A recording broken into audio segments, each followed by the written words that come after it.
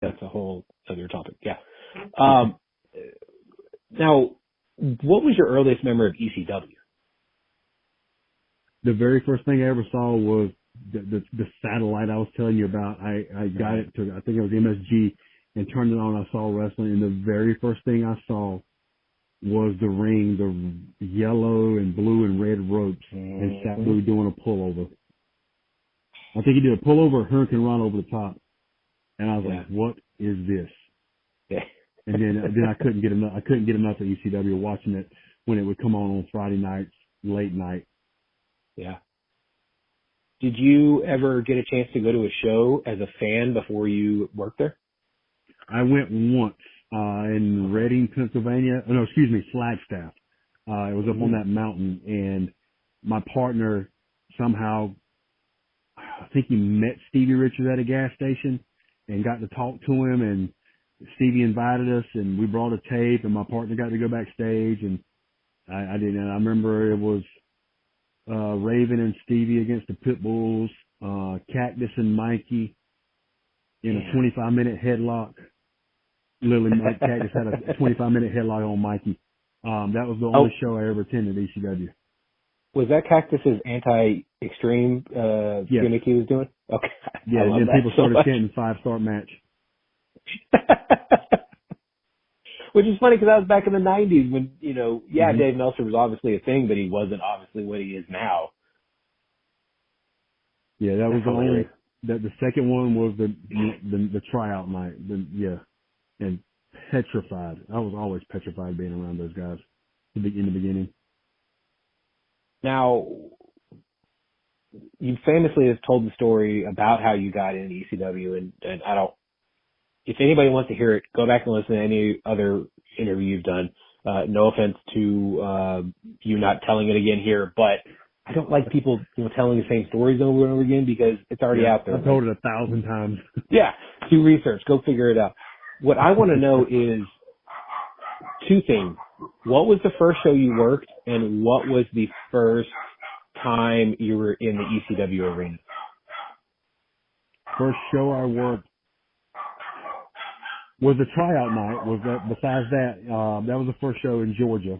It was me and Skull Von Crush versus Danny and Roadkill, and that was the very first show. I remember walking out. I didn't even have I walked out with jeans and a cut-off T-shirt was my gimmick because that's what I was doing on the Indies. And then I got a singlet, a red singlet that didn't fit. It was like I was 300 pounds and lost 40 pounds in a day, so it was saggy. Then there was a run in North Carolina that I didn't even get to work. I just showed up and rang the bell and did something else. But the next time was in Florida, in it was Louisiana. I got to work Tom Marquez. That was the second match I ever worked. Paul put me over, and I got heat with Taz and Bubba because I went over in my second match. And I remember at the end of the night, Bubba wanted to know if I wanted to be in a promo with them, and I said sure. And come to find out, it was receipt for going over. They had balls hit me with some old 50 style chair, some big heavy metal chair over the head, and it was a receipt for going over because I heard some of the boys told me after when I won, Taz and Bubba ran or stormed, went to Paul allegedly we got to put allegedly in front of everything now. Of course, because what was I doing going over in my second match at ECW? Because I was new. It wasn't your call. Like, that's the thing. It wasn't my call, but that wasn't how Bubba and Taz were to an extent. And granted, I haven't seen Taz in a long time. Bubba, not the same Bubba from ECW. Right. But that was what was told to me, from a few other people. And even Balls Mahoney told me that afterwards, that he was going to hit me with one of the lighter chairs, and they changed it because of what happened, and I was given a heavier chair, which is fine, paying my dues. Hey, if that's what it took, I'm good with that. I didn't quarrel. I remember after he hit me, I laid there and Paul come up to me and goes, "You okay?" I said, "I'm great." It hurt like hell. I had Flintstone knots, but I was good. Yeah. I mean, it obviously worked out well for you later too. So Yeah. Hey, I wasn't going to make any waves. If Bubba wanted me, if that was what Bubba wanted to do, that's fine. there you go. Now, what was it? What was your first match in the ECW arena? Oh yeah, you did about the ring. It was with Skullbone Crush against Danny and Roadkill. And, I used to tag with Skull a lot in the beginning, and Skull had a problem for some reason, because he would never really let me get anything. I would always get like an arm ring or something small, and then he would tag back in and he'd get all this stuff in. And we had to do double super kicks and double spine busters every night because everybody started raving about my super kick and spine buster. And that match at the ECW arena, he was cussing me out in the back for some reason. I think I got like an arm wringer or something small. And at the end of every match, he turned on me. He did his little skull bond lap bow off the top rope, which was stiff as hell. Yeah. And he cussed me out in the back and told me, he's got pull there. He's like, brother, if you don't want to be here, I can say the word and you'll be gone. Don't you want to be here with us? I was like, yeah, Skull, I don't know what the problem. I said, yeah, man, I'm sorry, whatever I've done. I don't even remember why I had heat with him, but he just laid me out, cussing me out in the back of the arena. So that was my first experience. Now, I ask about your first match there because I'm curious about the energy of the fans. What was that atmosphere like being there for the first time? Because obviously you've seen it on TV, you've seen it on tape, you've heard about it. What was it like actually experiencing that ECW arena and those fans? I do remember a bunch of my students drove up to Philly to watch me wrestle at the arena. And while they were sitting there after my match, some of the fans were talking to themselves, and they had said that C.W. Anderson will never be anything at ECW. He won't be long. That was one of the things they said. But the electricity, it's hard to explain. It's like World Series, Super Bowl every time you walk in there, because you just didn't have to be on your A game. You had to be on your A plus game. And I was always scared to do interviews and to cut promos and to talk.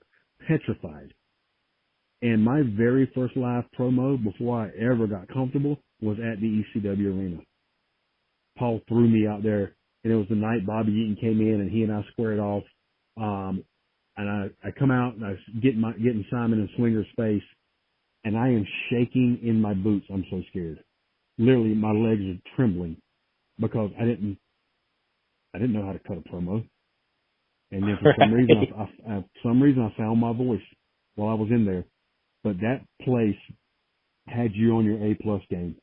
One of my matches, I worked super crazy, and he Frankensteined me off the top rope through a table on the floor in the ring, and then moonsault and pinned me. He goes to the back, and as I stand up, I'm with the Dangerous Alliance by then, and I started getting a C fucking dub chant, C fucking dub. And my manager looks at me and goes, "You're over." He says, "You've made it." Because they started chanting for that match.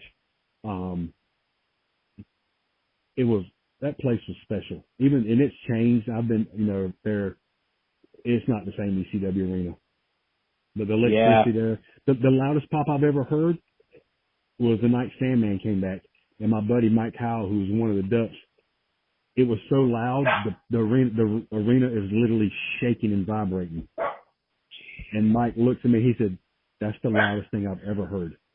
You got, when you listen to music or you get something, you get those chills. That's the chills we were getting listening to that pop when Sandman came back. Yeah, I can imagine. That's on YouTube. I've been lucky enough to go to the last, I think it's 13 or 14 WrestleManias, and I know this year is in Philly, and we're definitely not going to stop a tradition now. I'm very curious who is going to rent that building for the weekend, because obviously you're in Philly. Obviously ECW is one of the most historic and talked about promotions that has ever happened, and almost all of it came from that building in Philadelphia. And I'm just so curious who is going to actually try to book that building that weekend. And I am also very curious what matches are even going to try to happen in that arena, because almost everybody, I mean, not almost everybody, a lot of the people from ECW still do work. I mean, we just saw Rob Van Dam put on an amazing show on AEW. You're still working. Tommy doesn't really work as much. I've been lucky enough to talk to him recently in person, and he's got some lingering issues from being the King of Extreme for so long.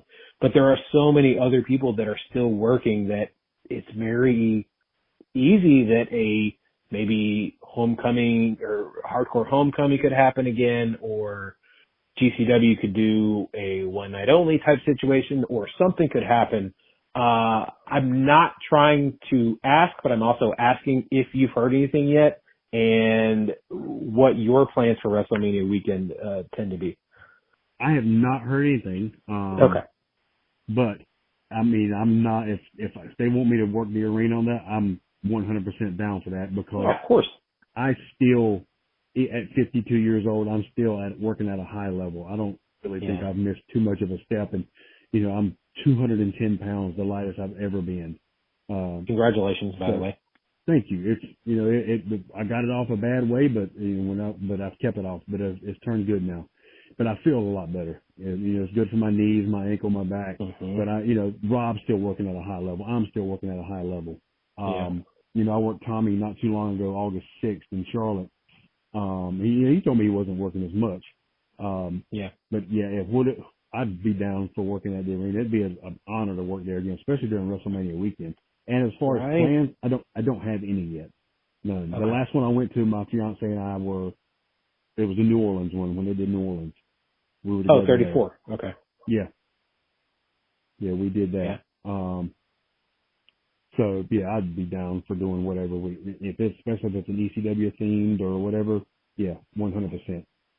Well, I just don't know how they couldn't do something ECW themed. I mean, GCW's done it, right? Yeah. Exactly. Yeah. I mean, GCW's done a fantastic job when it does come to the collective, when it comes to WrestleMania weekend, and there's literally something every day. I mean, even if they weren't doing something, there's 100 other promotions that are also doing something the same weekend. Right. So, but I imagine they've been really good about really showing their love for and respect for what has happened before them. And so I really think that Brett and all those guys and girls would do a fantastic job about really kind of honoring what ECW was. And I think, if anybody, I think they're the ones that are probably going to book it. Unless Tony Khan figures out something to do when it comes to a final battle, maybe at the ECW. But please no. Who knows? Yeah, maybe ECW can do something. But they've been doing some good things lately. Yeah, I mean, everyone calls them the ECW of our modern generation. Yeah, they ran Corgan Hall recently. Mm-hmm. That's one of my favorite places where they always call me the king of Corgan Hall there, because I was so popular. Yeah, I don't know why, but hey, whatever. The best part was seeing all the Japanese do my CW and get their finger together to make the W. That was always the best part. That is hilarious, because if you're not a fan of 90s hip hop, you didn't know that came from that. It wasn't something that was always like, people always did that. No, it started in the 90s, and it was a West Coast thing, and you took it and ran with it, which I loved. What was it like going and working in Japan? Because we talked about, working over here is one animal. Working over in Japan is completely different, because the fans are super loyal, and they treat it more like a sport than they do sports entertainment like they do over here. And I've heard that they can be very quiet, which kind of could be trying to think the right word. It could be a little. Yes, exactly. They're watching. They're taking it in. What was it like being over there? And then obviously, the life after, or the nightlife after the matches as well. I had a chance to move there in 2003, and I wish to God I would have moved there when I did, because it was I would love Japan. My very first tour over there, I wanted to come home, because you don't speak the language, you can't read the signs, you don't know where the hell you're at. I'm a little country boy from a town of less than 500, and be thrown in Tokyo, Japan. I was a little overwhelmed, but once I got there, loved it. Love